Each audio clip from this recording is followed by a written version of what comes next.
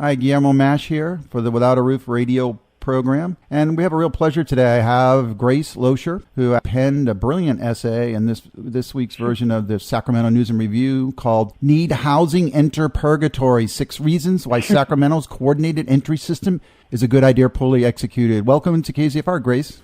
Awesome. Thank you so much. I appreciate the intro. Yeah, it's a wonderful piece. Really glad to have read it. I'm glad that it's out there in public space. So tell us a little bit about Grace and, what you do with youth in your day jobs and in your advocacy in Sacramento, California.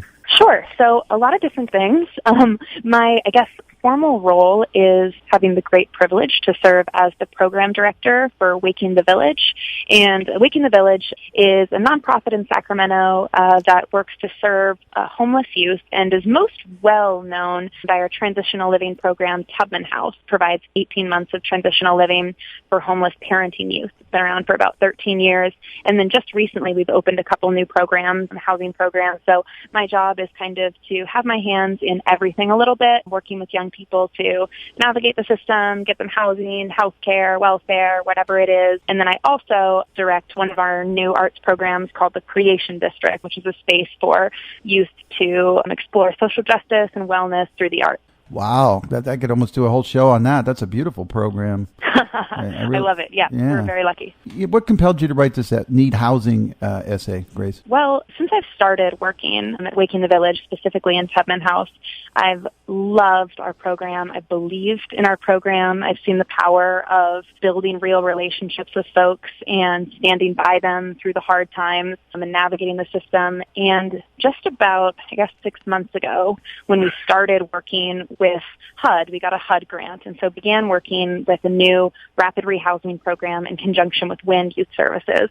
And when we started that, it was entirely new territory for us because with our old program, Tubman House, we had a lot of internal control. There wasn't a lot of red tape. We controlled our wait list. We could control what the programs looked like, who came in and out, what our guidelines, what our eligibility were.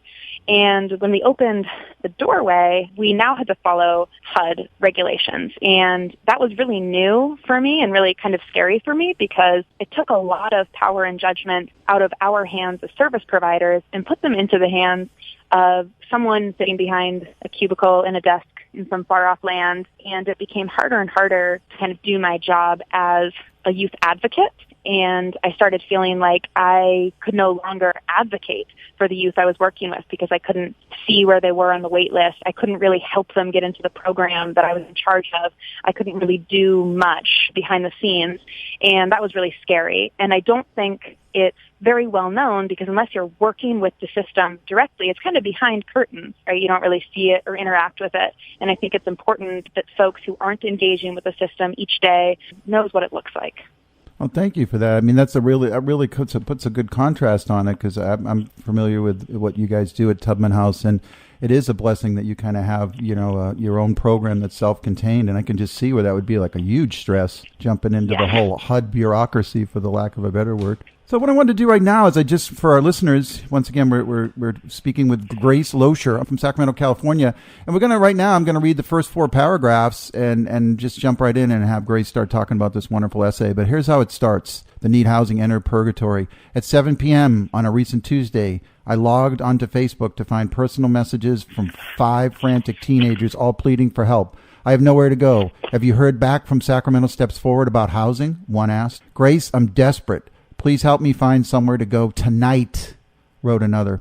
As a direct service provider and advocate for homeless youth, I know these anxious requests are not atypical. What is uncommon is not having the answers to respond to these questions.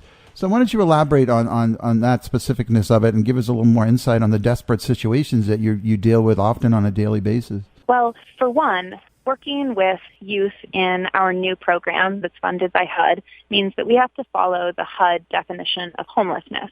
And that definition means that a person has to be living in a place not meant for human habitation, which is pretty much literally on the streets. So whereas we have a little bit more leeway in our Tubman House programs, if the youth is couch bouncing or in a really unstable situation, we're able to define that as homeless. But in our HUD program, we're talking about youth who are literally sleeping on the streets every night, coming from some pretty extreme situations. And so these kids are also calling every single day because they're desperate, don't want to spend another night on the streets, don't want to be criminalized by the police, are having their belongings taken. It's really scary.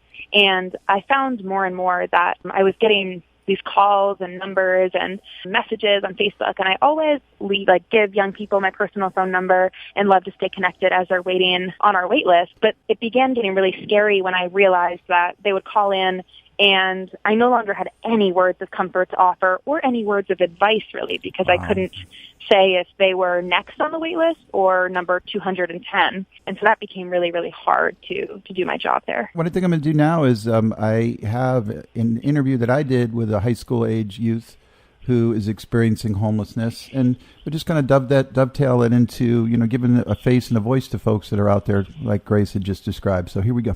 It's been a real pleasure, man. I'm here with my friend Sonny. Actually, he was involved with Youth for Justice, wrote a whole bunch of poems, and he took the Business Improvement District survey, and he's going to, share some of his thoughts about what it's like to be homeless in downtown Chico, California. So welcome to KZFR, Sonny. Yeah, people think it's actually really hard being homeless, but I honestly don't think it is. I can think of a lot worse situations that I have been in or could be in, and this really isn't a bad town to be homeless in, and I'm staying at Tent City right now, so I get to stay warm every night.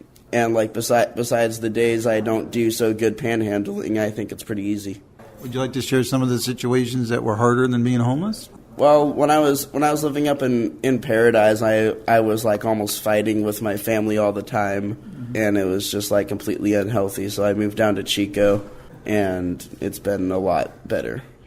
One thing, Grace, to transition, as I listened to him, I had a similar situation as a young man, 16, running away. Mm-hmm. But for me, I think it's extremely important we get this kid back of a better word, on track and in a housing situation as quickly as possible. I mean, what would you like to expand on that? Wow, do I have an hour? Yeah, I'm hearing you. Oof. The way that we're approaching homelessness in America needs to be so much more geared on our youth and on our young people. We have a really large commitment to focusing on folks who are chronically homeless, focusing on veterans, and of course they're no less important than anyone else, and we need to be serving those people.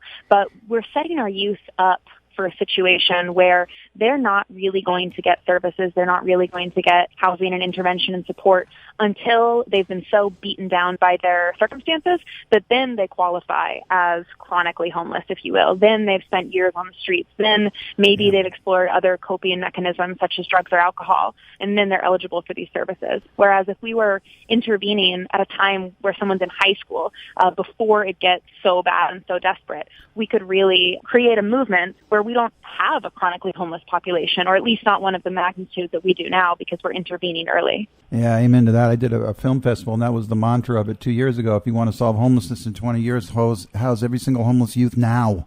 Yes, it's true. Yeah, it's way true. So what we're going to do right now is, just for our listeners, there's 6 little bullets here that Grace had some words around, and we're just going to go through them. So let's talk a little bit about Sacramento lacking the necessary resources, Grace Loescher. So this is tricky because housing systems are complicated no matter what. They're complex no matter what. But when I'm working with my own program where I control my wait list, I'm able to have a young person call in, put them on my wait list, talk, stay in touch. We're done in 10 minutes. But now with the system we're working with, people have to get in touch with what's called a navigator through Sacramento Steps Forward to get onto these community queues. And since there's nowhere to actually find a navigator right now, they don't have a consistent office or phone number, they don't have a consistent place that they're always stationed, it's really, really hard to find a navigator. And then where they're kind of caseloads, if you will, for lack of a better word, are so full that they've been instructed for the most part not to even put any more folks on the queue. And that's not the navigator's fault, that's just that we don't have the resources. But it's kind of ironic to say that to qualify for almost any housing program in Sacramento, you need to go through a navigator to get on the community queue, but there's no way to get to a navigator to get on the community queue. That's infamous Catch-22. I see a lot of Catch-22s. That could be another 2-hour program just talking about the Catch. Absolutely. Couldn't it, Grace? Man. So that kind of dovetails good to the whole, what the wait is interminable. What would you say around that? This is is something that I alluded to earlier with not being able to do my job well as a youth advocate when I don't know what the wait time is for the youth I'm working with. So as a service provider, even as a program director, I don't have access to the community queue.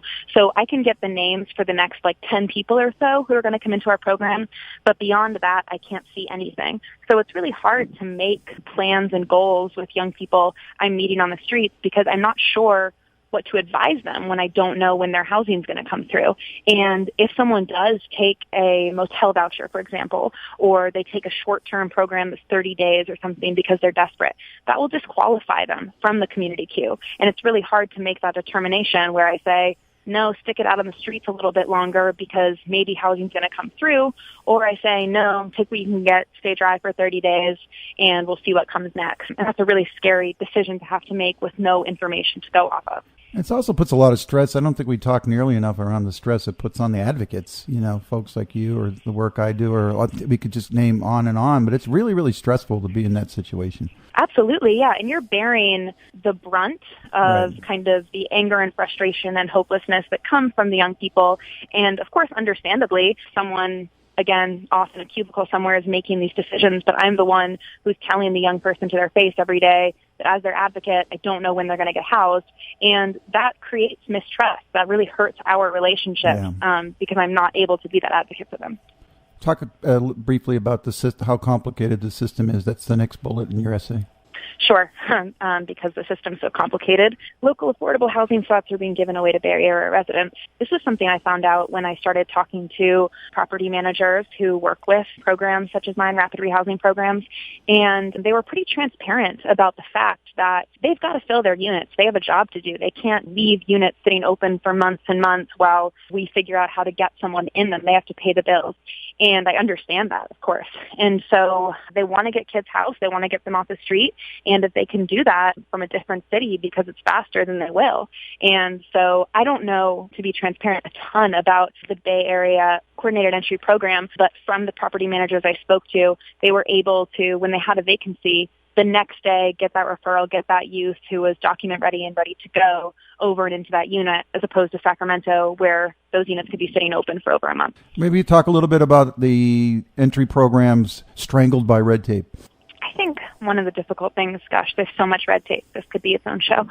But again, to go back to our program, Tubman House, that we independently manage, we're able to use judgment calls a lot. We have relationships with the kids we work with. We have relationships with the kids on our wait list.